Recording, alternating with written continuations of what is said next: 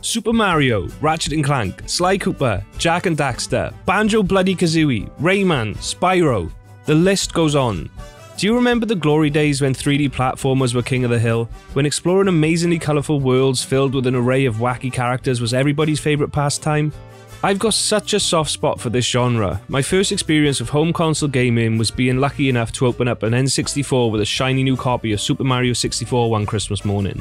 And what followed was countless hours of exploring this incredible world, sat with a giant goofy grin on my giant goofy face the whole way through.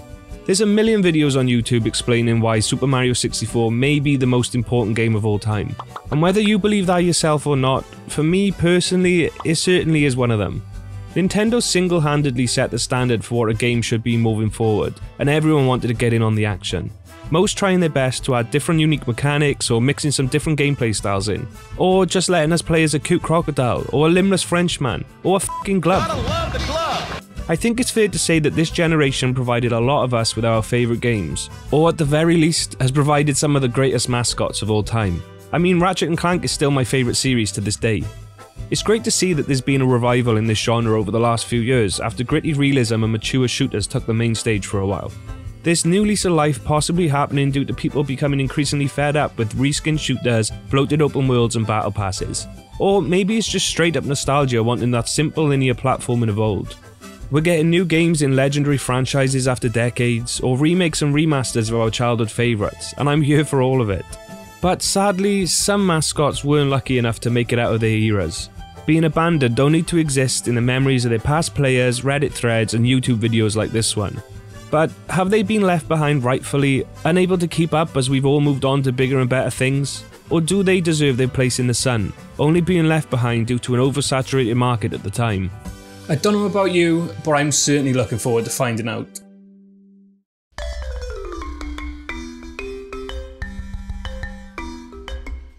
So, Tak is a little bit of a weird one. Multiple games across multiple consoles with the massive backing of Nickelodeon and their advertising potential. It was actually Nickelodeon's first game that wasn't based on an already existing TV series. It did eventually end up getting one under the same name, but that didn't end up releasing until 4 years later in 2007. With such a big push from Nickelodeon, Tak had every opportunity to cement its place in the 3D Platformers Hall of Fame. But we just don't hear about it anymore. There's been no reboots, no remasters or collections, no ports to newer hardware. It's not even backwards compatible on the Xbox 360. The series seemed to just fade into obscurity after such a massive campaign to birth it, and I'm really not sure why. Despite getting mostly pretty average critical reviews at the time of its release, both audience scores and general opinions when reading through comments on YouTube seemed to be incredibly positive. Plus, it spawned 2 direct sequels and a few spin-offs based on the previously mentioned TV series, so surely it must have done something right. Described as an action-adventure platformer, we follow our little prehistoric protagonist Tak on his journey to stop Tlaylock, an evil sorcerer who has stolen the Moonstones, the source of the Moon Goddess's power, also turning our entire tribe into sheep for good measure. So, we're tasked with recovering the Moonstones, restoring power to the Moon Goddess and order to the Pupununu people. I'd like to say this will all make a little bit more sense later, but that's about as much as we're given, to be honest. Straight off the bat, I'm just gonna say it. Tak is pretty ugly. Well, I don't mean the game itself. In fact, it can be pretty damn amazing visually with some super colourful environments for us to make our way through, and some really impressive cutscenes for 2003. It's just all the pre-rendered promo material that rubs me the wrong way. I just don't know how our guy ended up looking like a 97-year-old newborn. Anyway, the game opens to one of those impressive cutscenes I mentioned, with amazingly detailed characters, brilliantly energetic animations, and some really great voice acting. No, you fetched a dirty stinky animal. That's Locke. See, he's wearing Locke's amulet. Tlaylock must have changed him into a sheep. No. I knew I recognised Tak's voice, but I just couldn't place it for a while. He's actually voiced by Jason Marsden, who also lends his voice to Max from A Goofy Movie, one of my personal favourites growing up. During this cutscene, we're introduced to the great shaman of the tribe, Jabalba, who explains the simple plot to us. As I've said, the bad guy did some bad guy things, and the prophecy dictates a great warrior will go forth to reverse said bad guy things and save the Pupununu people. But, of course, that great warrior is now a cuddly little lamb as far as we know, so it's up to our bowl-cut brandishing unlikely hero to fulfill the prophecy. The story is pretty typical despite the unique settings and characters, but it's just a shame we don't get much of it as the cutscenes are very few and far between, and for a massive chunk during the middle of the game, we just don't get any at all. We're not really given enough time to really get invested into the characters they've created, which does make the game feel a little more like a list of fetch quests rather than an epic journey to save our friends. This issue doesn't just affect the storytelling though, it actually makes the game itself quite confusing. What I mean is, we're not given any clear objectives or goals, meaning a lot of the time I spent with the game, I was just running around areas I'd already been to try and trigger some sort of prompt or direction. We are joined on our quest by Flora, the moon goddess's daughter, who will, some of the time, explain what our next goal is, but only verbally and only once. It's very random what she decides to tell you about though. It's not like every time we get to a new area, Flora will give us a rundown of our objectives. If you're a kid in 2003, spending hours exploring every nook and cranny you can, this isn't an issue. But if you're playing the game 20 years later, trying to get through it in a timely manner for a YouTube video, well, it's not an issue either. Because there's a fucking objective screen with very helpful breakdowns of every area, showing you every mission, every collectible, and every Juju power you need to progress through the game. So why am I even bringing it up? Well, because the game doesn't tell you about it at all. Not once is there a single indication that this information is available to us. And this actually happens with a lot of things throughout the game. I found out about the objective screen while looking through the manual, which is very nicely illustrated and put together, with some helpful tips and basic character info, which is super nice. But I don't see why they couldn't have just added a few of the more important things to the game itself. Okay, for example, after the opening cutscene we go through a tutorial level which walks us through our moveset and a few of the game's mechanics. Tak has a double jump, a simple melee attack which gets upgraded throughout the game. We can pick up melons from specific bushes to throw at enemies, or to lure some animals to different areas to solve some of the light puzzling. There's actually a few different mechanics with animals throughout the game. We ride rhinos to smash through barricades, open up doors or activate elevators by grabbing sheep and throwing them on treadmills, also using the sheep as a disguise to sneak past certain enemies.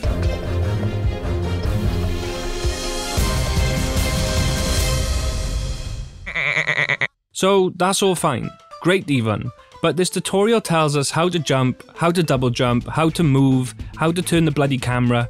It walks you through everything you would have already worked out at this point, but doesn't tell you how to access the objective screen, how to pick and use your Juju powers, or how to long jump, which I didn't even know was in the game until after I finished it. Again, this adds to the feeling of confusion that stuck with me throughout the majority of my playthrough. In terms of the gameplay, Tak does feel pretty good to control most of the time. General movement is fine for traversing the levels and platforming, but it does feel a tad more dated when comparing it to the other AAA offerings around the same time. You do get used to it the longer you play, and after an hour or so, I did feel like I was in complete control of Tak. My biggest criticism of the control mainly involves the combat. As I said, we start off with a very simple melee attack using Tak's club to bonk our way through enemies. But the enemies are all extremely quick with very little in the way of telegraphs for their attacks, which means 9 times out of 10, you just have to take damage to deal damage, which does feel unfair. You also have no invincibility frames after taking a hit, meaning it's very possible for a larger group of enemies to swarm you and all attack at the same time, or getting yourself soft locked into an attack pattern when facing different enemies. This becomes less of an issue as you progress and get your hands on the Spirit Rowel, which kills a lot of enemies in one hit. But that unfair feeling you get due to some of the mechanics follows you throughout most of your combat encounters. This isn't too frustrating to start with due to there being no life system. You do get a health bar which is actually communicated by the feather on Tak's head. When it's all gold, you're golden, but when you take a hit, you'll notice more and more of the feather becoming a dark purple. I know we get visual cues on our characters a lot these days, but for 2003, this was such an innovative mechanic to include. When you do die, Tak respawns literal feet away. Any basic enemies do respawn, which is a tad annoying, but whenever fighting an enemy with a health bar, the health bar doesn't regenerate no matter how many times you die, so you can just keep button bashing until you eventually finish them off. The respawn obviously stops deaths from becoming frustrating by resetting a bunch of progress, but it doesn't do anything to make the fundamentals of the combat feel any better. From the beginning of the game, the combat just felt like an unfair, slightly annoying obstacle as opposed to a fun feature. So we've talked about the mechanics, but what are we actually doing? Well, Jabalba needs us to collect some plants to whip up a cure for our small sheep issue. We need 9 in total. From Tak's village, which acts as our hub world, we can enter the different regions of the game. Not all of them at first, but there's a good handful to explore, each with a different visual style to keep things interesting. from the dusty dirt of Dry Rock Canyon to the ominous fog-filled mummy tombs, each area accompanied by some really fitting and catchy music. Not to spoil my final thoughts on the game too much, but my favourite thing about the game were the environments we explore and the music that goes along with that. Each area contains 3 of the plants we need, with each of the plants acting as an almost mini boss fight. The issue being, it's the same fight with the same attack patterns 9 times. The only reason I don't think this is too much of an issue at this point is, while being repetitive, it's a good excuse for you to explore the different areas, getting a layout for each of them and getting yourself more comfortable with the combat and the traversal. After collecting all 9 of them, we take the plants back to Jabalba. The issue is, our guy Locke, the great and powerful warrior the prophecy spoke about, didn't actually get turned into a sheep. The idiot just managed to get himself smushed by a bunch of them. Turns out he's now a poopanunu people's pancake. Oh, gross! Is that Locke? He's a 1/4 of an inch thick.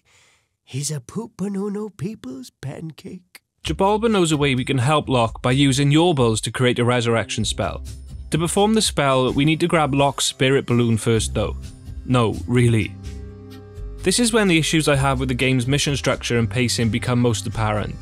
To get Locke's balloon, we first need to progress through the mummies' tombs. We do this by performing escort missions for the different mummies, each one introducing a different gimmick. There's one with hot floor sections Tak can't walk on, one with blow darts being triggered by stepping on the corresponding floor pieces, and another needing us to activate switches to lift platforms for the mummy to use. All of them being slow, slightly annoying due to the mummy's less than stellar AI, and to be honest, just kinda boring. The issue, much like the plants, is the number of times we need to perform the same task in a row to complete one objective. After all the mummies have been brought back to their final resting place, we enter the spirit world to retrieve Locke. We get another gimmick in the form of certain sections of the floor, platforms, and some animals only being visible in spirit mode, which we only get access to for a very limited time. Honestly, there's nothing too offensive here though, it's just a little boring yet again. Once we grab the balloon, we make our way through a maze of thorn bushes, needing to time our movements around these very inconsiderately placed wind tunnels, which of course will blow the balloon into the thorns, popping it and warping us back to the beginning. I did see a lot of people complaining about this section, but to be honest, it's one of the few sections I didn't actually find that annoying. With Locke's spirit secured, it's now time to grab the Yorbles. Do you know how many we need? 100 fucking Yorbles, randomly scattered about every area. I'll try to explain why I have such an issue with this without sounding like a little bitch, but it's gonna be tricky. First off, we now have to backtrack to areas we've already been to, searching every little bit of the level for them. There's nothing else to do other than collect them, and this can easily take over 2 hours of mindlessly walking around the same environments just searching for them.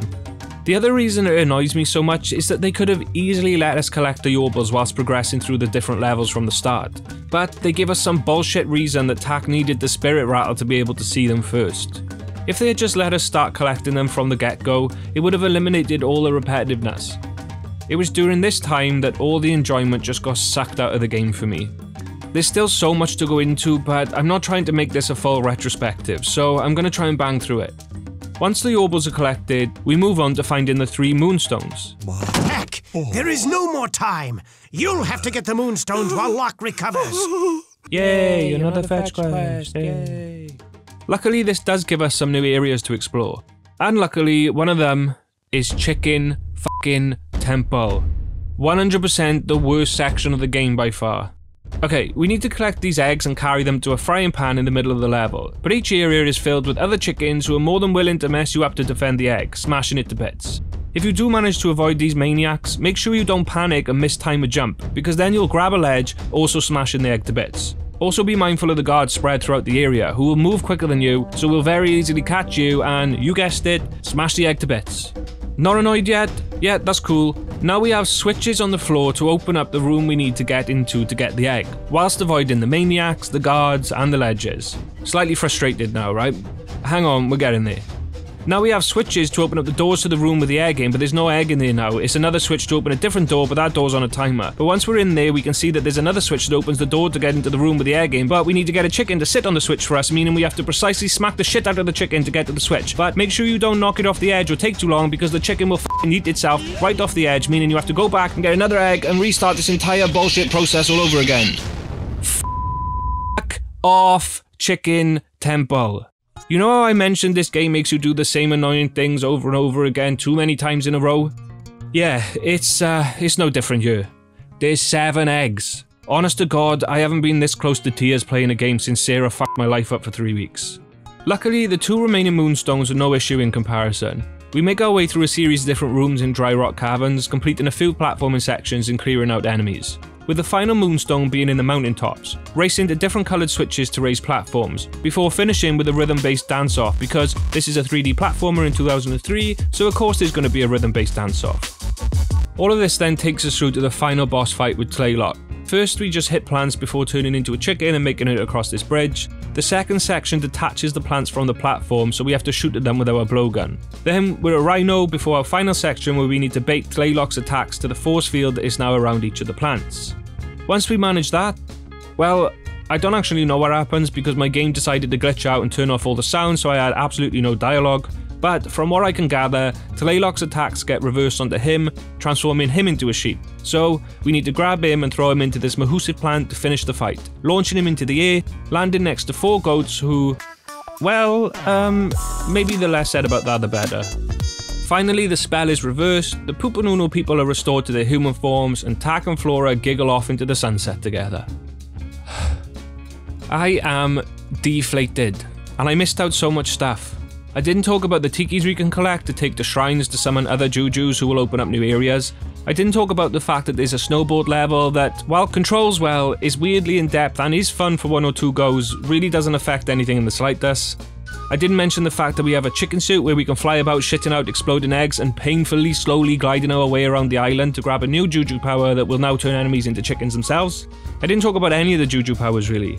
I skipped over the boss fights that mix up the gameplay nicely when compared to the other missions in the game. There's just so much. It really does feel like the approach here was to just throw everything at the wall and see what sticks.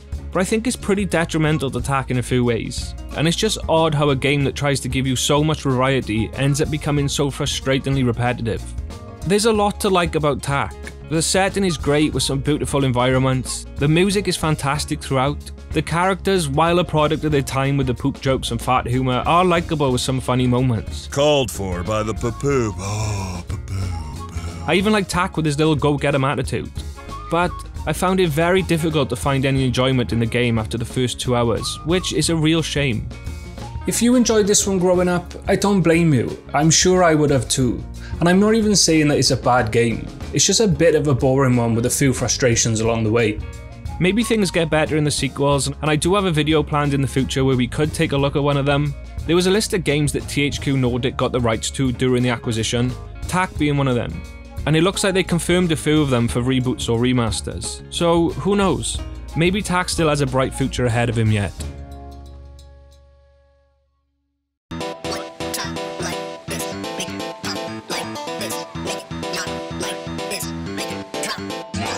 Blinx, he's one cool cat. Super cool cat, And you'll join him on his adventures through time. and possibly space, I'm not sure how many pretty yet. So buckle in, because you're looking at the first 4D game ever made. That's one more dimension than you've ever seen, bitch. Because he's a time sweep, which it means he controls the time dimension. Hey, as I said, I haven't really played it yet, so I couldn't possibly know. It's time to save the world. Ah, that's funny because it's about time. Blinx absolutely reeks of the early 2000s, and I love him for it. When I think of the OG Xbox, I think of that thick green goop and the industrial aesthetic that we all thought would be the norm going forward, and it's the perfect home for this little future-saving feline. Blinx released in 2002 as an Xbox exclusive, which they really want you to know about, by the way, being Microsoft's answer to the massive success that other companies were finding with their 3D platformers.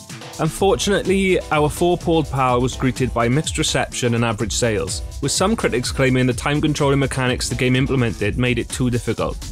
Obviously, we're a lot more comfortable with different unique mechanics in our games now though. Oh, here we go. Look at them thumbs go. So do the criticisms of Blinx still hold true today, or was he just a little ahead of his time? Sorry, I'll stop doing that now. In terms of plot, we open up to a pretty wholesome little cutscene. Just our guy Blinx going about his usual day at work at the Time Factory. The factory is responsible for supplying and managing the time in different worlds, and as the title suggests, Blinx is a time sweeper.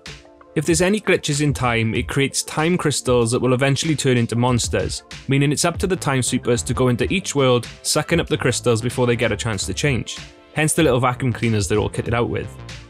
Shit then goes absolutely wild when a gang of time-stealing bandit pigs known as the Tom-Toms invade world B1Q64, stealing all of the crystals to sell for profit to other worlds and managing to completely screw up time. This creates a rift which starts turning crystals into monsters immediately, so the factory decides the best thing to do is to cut that world off from time itself, freezing it in place forever. Blinx ain't having any of it though, as the Tom-Toms have also managed to kidnap the princess in true 3D platformer fashion. So our little smitten kitten jumps into the portal, planning on saving the princess, getting rid of the monsters, and saving the world. Well, saving a world, at least. Did you get all that? The plot is completely wacky, but I was really looking forward to seeing how things were going to pan out for Blinx. Unfortunately, that's the only cutscene we get until the very end of the game. It's very easy to get the impression that this will be a more open, story-driven game from the intro, but we actually just enter different sections of the world via a level select. There's 8 sections in total, each containing 3 levels and a boss fight. This leaves us clearing out a set number of monsters in a level before jumping into the goal gate to finish, taking us back to the level select. Obviously, we don't always need a sprawling narrative. Hell, look how many times we've seen Mario taking on the bad guy to save the princess. Ooh, you leaped a bunch of mushrooms. I'm so impressed. I did not just leap a bunch of mushrooms. There were also these turtle shell things I had to jump over, and that was really hard. But I was a little disappointed to see the level select with no narrative before or after, as the intro plot really piqued my interest. But hey, as long as the gameplay is good, then I can get over it. And for some of what it's trying to do, the gameplay does work really well, but there are just a few areas where it falls a little too short. So the way the combat works is we use our vacuum to suck up trash from around the level, which acts as our ammo. We then shoot it back out of the vacuum at the monsters. We can only hold 5 pieces of trash at one time though. This isn't too much of an issue early on, as the monsters tend to be pretty spaced out, but it does just slow the gameplay down by needing to stock up on ammo in between combat. If the combat was only an option and not a necessity, it'd be fine, but you need to clear out every monster in the level before the goal gate will even open. The other reason this can get a little frustrating is from the lack of any aim or lock-on. The game mostly does a good enough job at knowing what you're trying to shoot at, but if there's anything in between you and the monster, or multiple monsters in a small area, you can just end up shooting at nothing. And with the limited ammo you have, you need to try and hit as many shots as possible. Ooh, one more thing actually. Because you need to stop in place and suck up the trash, if it's in the same area as an enemy, you're open to attacks for the few seconds it takes for you to suck up, and enemies will try and get a little cheap shot in when they can. Ow, what the shit was that? To be honest, the whole process can be a little awkward and clunky, which is pretty much how I would sum up Blinx's movement and the game's control in general. But as platforming tends to take a backseat for the time controlling aspects of the game, most of the early levels don't usually perform any difficult platforming, so it's not a problem. As soon as you start progressing and do get to the more precise platforming sections though, Blinx's clunkiness definitely becomes more apparent. Not necessarily leading to deaths, but it can just cause you to miss jumps and having to retry sections. I know, it's not the biggest deal in the world, but I just found the platforming to be a little bit of a chore. I think half of it's caused by Blinx and his movement, and the other half is caused by the camera. It's completely fine when you're walking around the more open levels, but as soon as you get into tighter areas or platforming sections where you actually need to be able to position the camera to see where you'll land, it can really struggle to find a good angle to sit at. It's not terrible, and it is manageable with a little patience, but obviously it's just not the most fun process. So, the time control, the big mechanic that separates Blinx from the pack. I'm sure you've noticed the 5 old school VCR controls across the bottom of the screen by now. They are indeed our time controls. We have a rewind, fast forward, slow down, pause, and a record. We don't just get access to them willy-nilly though, we first need to collect time crystals to use the corresponding control. This may get a little confusing, but just bear with me. So each coloured shape represents one of the time controls, and these hearts were our retries, this game's health mechanic. I'll get back onto those in a little bit though. We need to collect 3 of the crystals per time control, but can only hold 4 crystals at any one point, with no option to drop any of the ones that we've collected. If you collect 3 of the same crystal and then a 4th random one, that will give you whatever time control is assigned to the 3 you picked up. If you pick up 4 of the same, you'll get 2 time controls. Collecting any other combinations will be a bad combo and will reset your crystals, giving you nothing in return. It does sound a little weird when trying to explain it, but it's absolutely fine when you're playing through the game itself. Once we've collected whatever crystals we want, we get to use the time control by holding B and selecting whatever one you want to use at that moment. We can use them to help us in combat by slowing time or pausing it to affect the enemies. These frog things need to be hit from the back, so we can use a pause to get behind them. Or these testicle monsters can't be killed in their spiky form, so we can use a rewind to reverse them back to a vulnerable state so we can attack. I really like the idea here, and the time controls themselves all work really well and are surprisingly smooth for a game released 2 decades ago. It's just the way we collect them that I don't really like. There's a slight strategy involved when collecting the different crystals. You may want to stock up on pauses for a combat section, or get some rewinds to help with certain enemies. But due to the clunky controls, it's incredibly easy to accidentally collect one or more of the crystals you don't want to, which then causes a bad combo and resets your progress. And because the crystals don't respawn, there may not be enough in the level for you to get the control you originally wanted. It can all just become a little cumbersome, to be honest. Like, there's a section fairly early on that needs us to use the record function. It allows us to start recording, move Blinx about, and then resets you to your original position so you can go and do something while the past recording does whatever you previously did. Here we use that to stand on 2 switches at the same time to open a door. They put a bunch of the crystals you'll need to get a record here.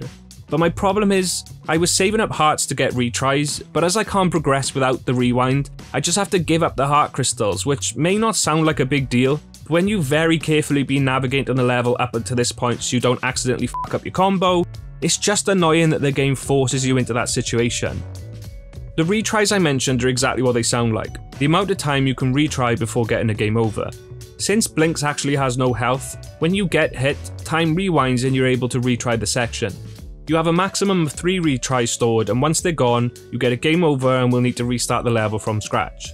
To get more retries, you can either collect the heart crystals around the levels, or you'll need to purchase them from the game's shop.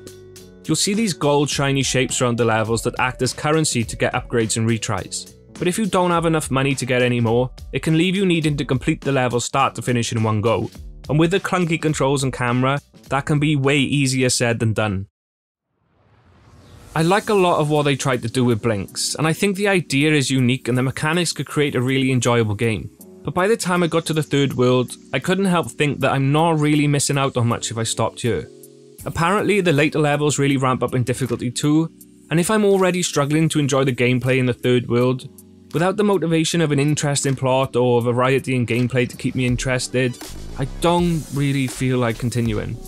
I'm not saying every game needs to have some crazy narrative with cutscenes every 5 minutes, and obviously more arcadey styled level to level games can work amazingly well by creating fast paced, gratifying gameplay to hook you into that just one more level mentality, with games like Sonic still doing well to this day despite the fluctuating quality. I'm a hedgehog!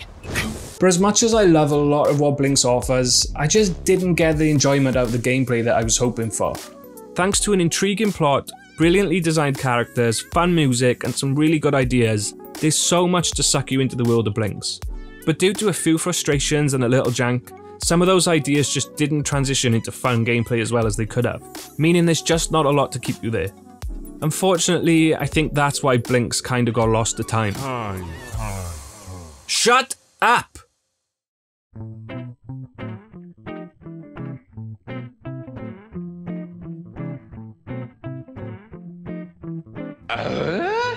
Okay, I'm just gonna clear this up. How can it be a forgotten game if it got a remaster in 2017? Well, the fact that it did get a remaster and still nobody's talking about it, well, that proves just how forgotten Voodoo Vince actually is. The original Voodoo Vince released in 2003 as another Xbox exclusive, developed by Beep Industries who worked very closely with Microsoft on it, with Phil Spencer even saying that out of all the games he had worked on, this was his favourite. So let's find out what he liked about it so much. The game opens to a cutscene of a voodoo shop in an old neighbourhood of an old city. The shop's owner, Madame Charmaine, provides some voiceover catching us up on the plot. The game's villain Cosmo has been trying for a while to get his hands on some zombie dust, a secret voodoo magic that Charmaine keeps in her shop. Also the first name I went by when I was DJing.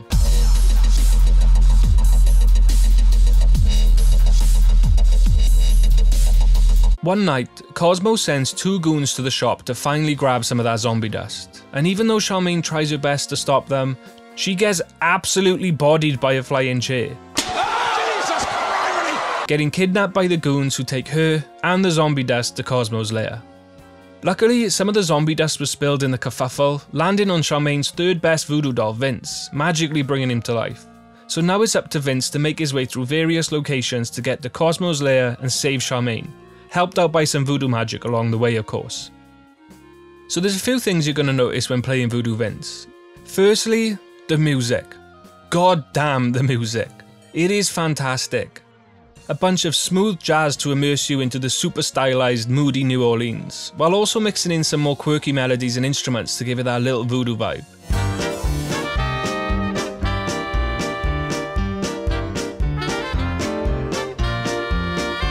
Yeah, that was nice. There are a few more ambient tracks used in certain locations too, but for a majority of your playtime, those toes will be tapping constantly.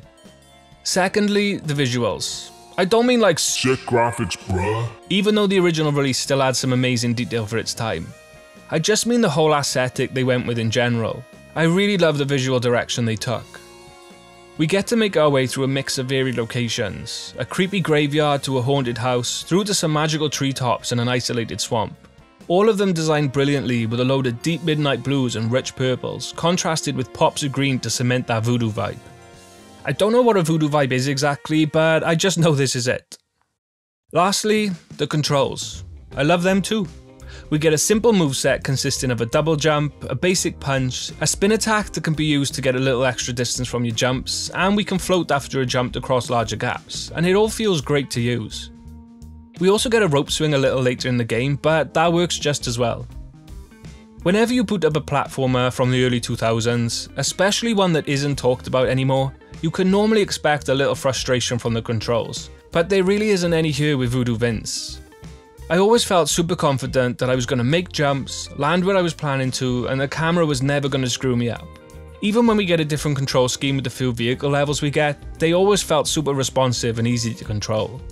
You'll notice that Vince jumps really high and is quite floaty, which normally has a pretty negative effect on the feel of platforming, but it actually works perfectly with the level design.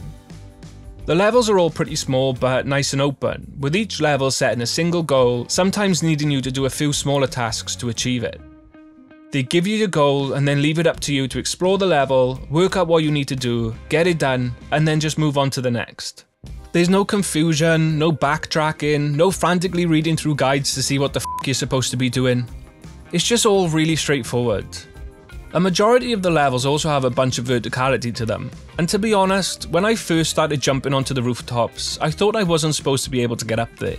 But then you see collectibles on top of different areas and know that they fully intended for you to explore the levels this way.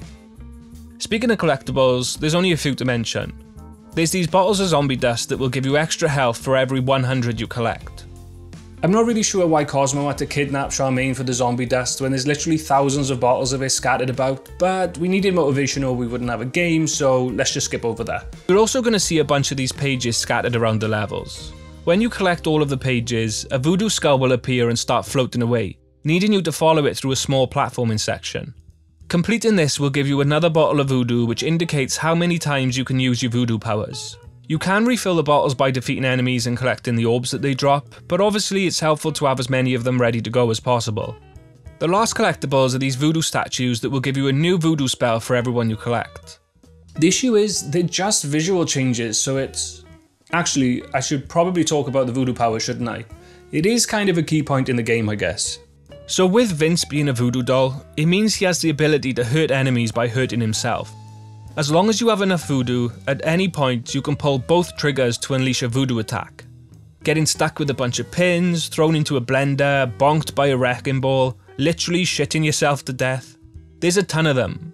This will then cause all of the enemies in a certain range to take that damage. It's a one-shot kill every time, so it is helpful to clear out larger groups of enemies if you're a little swamped.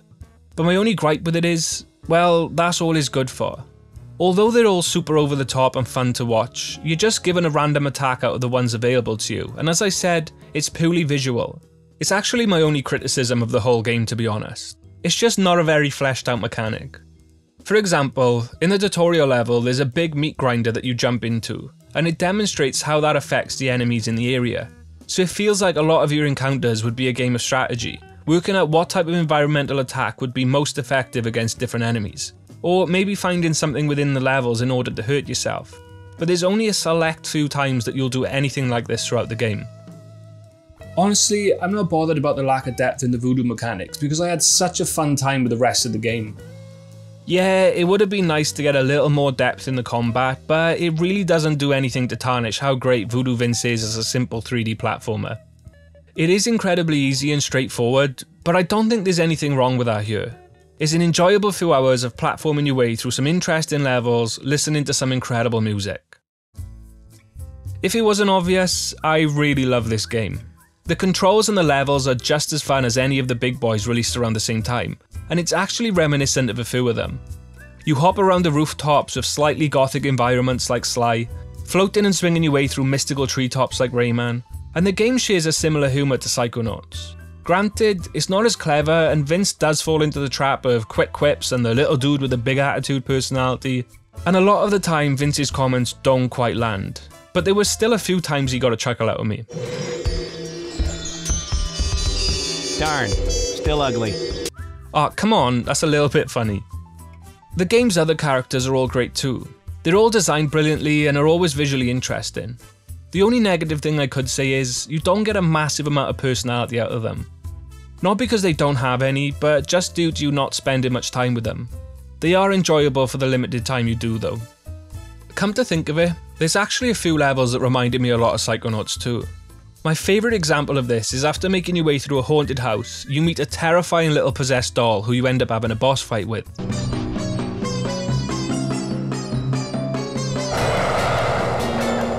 These are the top 10 scary videos that cause sleep deprivation. The whole fight is set on a model train track within a little fake town.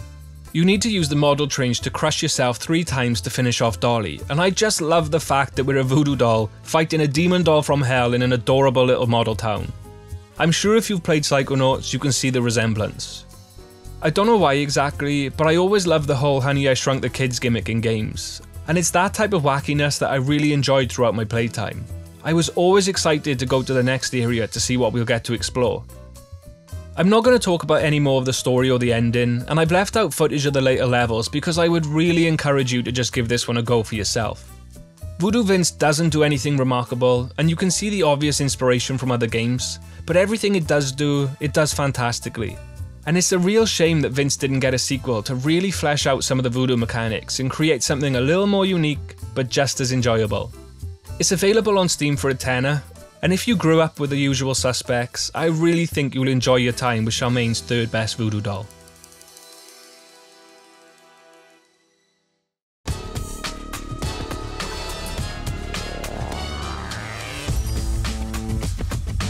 So I wanted to check this one out because the box art really piqued my interest. I've been a graphic designer for a lot of my adult life, and I'm incredibly easy to manipulate with a cool design.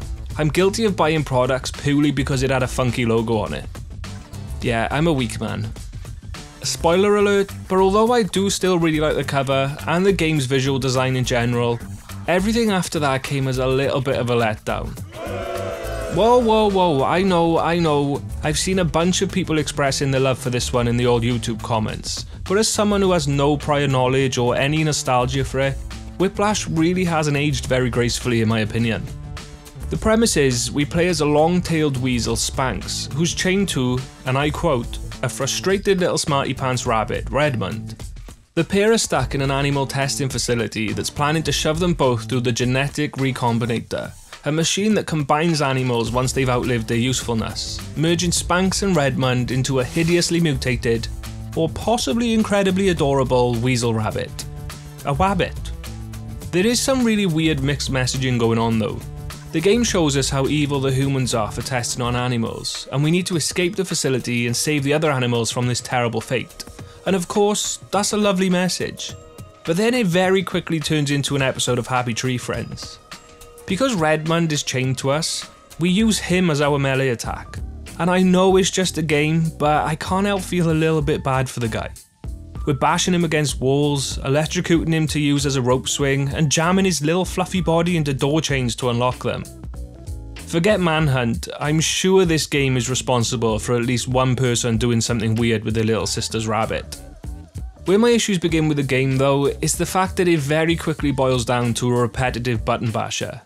We have small combat sections taking out guards throughout the facility, but when we're not doing that, we're tasked with doing as much damage as possible to the environments, which means a massive majority of the time you're just making your way through the levels, pressing the attack button over and over again. We do get small sections of platforming as we progress, but they never felt rewarding enough to warrant getting through the tedious combat. I'm more than happy with simple combat if I really enjoy the platforming, and I'm happy to make my way through less engaging platforming if I enjoy the combat.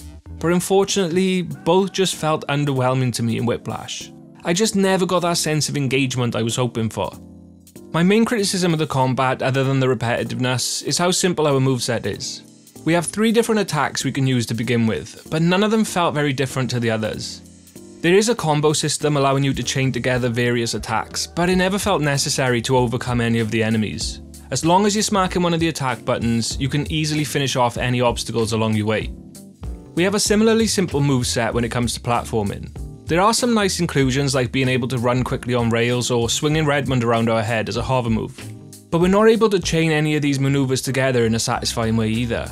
It's all incredibly simple when looking past the unique setup, and as a result, it quickly becomes tedious in my opinion. As you can probably tell from the video, what the game does have going for it is a ton of character. I do really like the over-the-top, in-your-face approach they took with the character designs, the little bit of dialogue we get from Redmond along the way, and the plot in general. In a world where a voice from the heavens tells you to cut loose. Yeah, it's weird as fuck, but considering it's a game about beating the shit out of everything in sight using a rabbit, I don't think they could have done it any other way.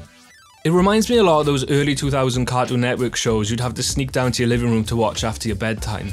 And I can totally understand how a kid would be drawn into it. Whiplash is basically Blue Smarties the game.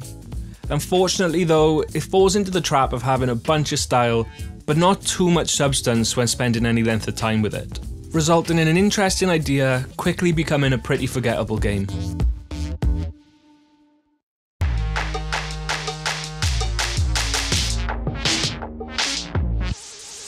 iNinja released in late 2003, developed by Argonaut Games and published by Namco.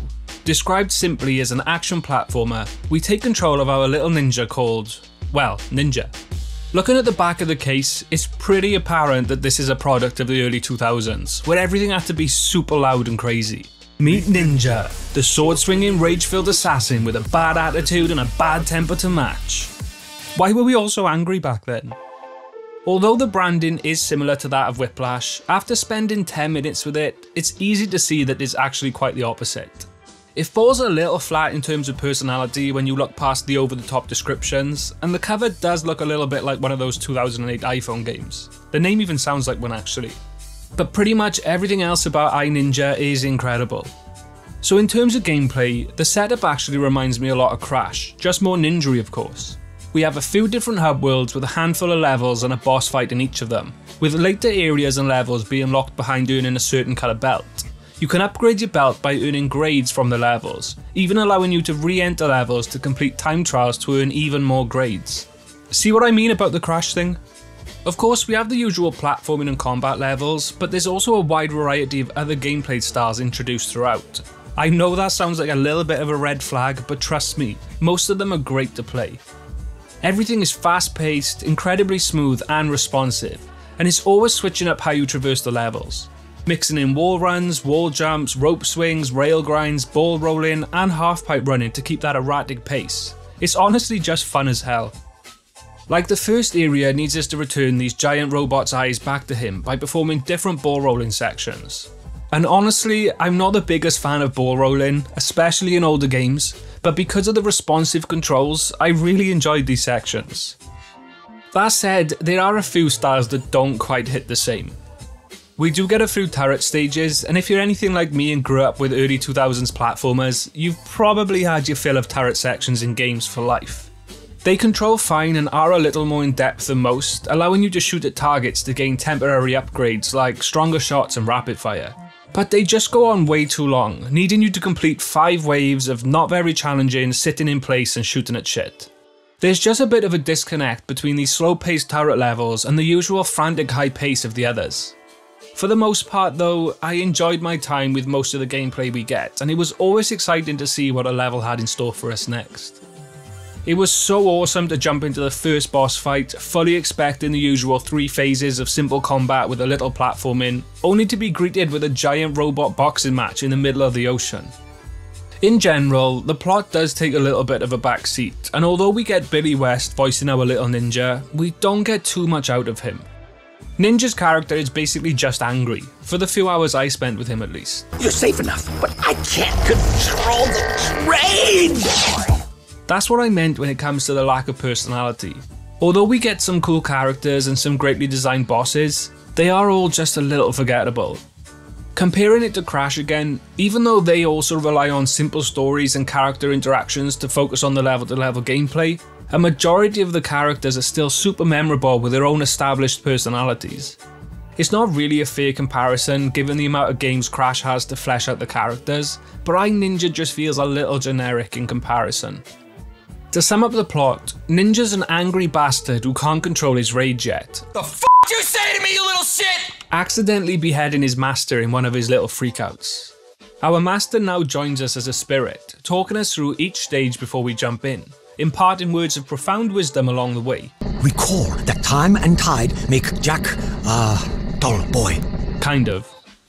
It's apparent that the gameplay and level design was first priority here. And although I think that may be a factor in why iNinja isn't talked about anymore, it's benefited the game massively.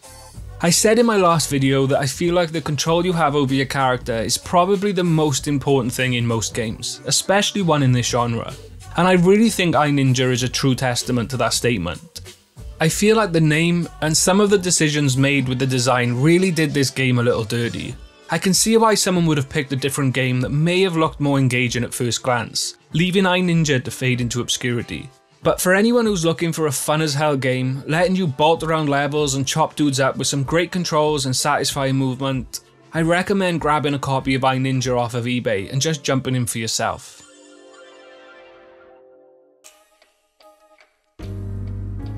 So that's 5 3D platformers that have been lost to time.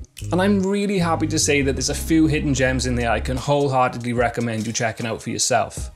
When I was researching for this video, I found a surprising amount of games that could have been included today, and I would love to check a few more of them out in a future video. So if that sounds like something you'd enjoy, or if there's any forgotten games you remember really enjoying as a youngster, please let me know down in the comments. I'd love to check a few of them out. If you made it to the end of this one, thank you so much for watching, and I really hope you enjoyed the video. I'm trying my best to improve every upload, and I'm going to be making a few shorter videos to mix in with these long ones to try and maintain some sort of tidy upload schedule. If you want to stay up to date with new bits from me in the future, don't forget to hit that little subscribe button, and I really hope to see you all in the next video.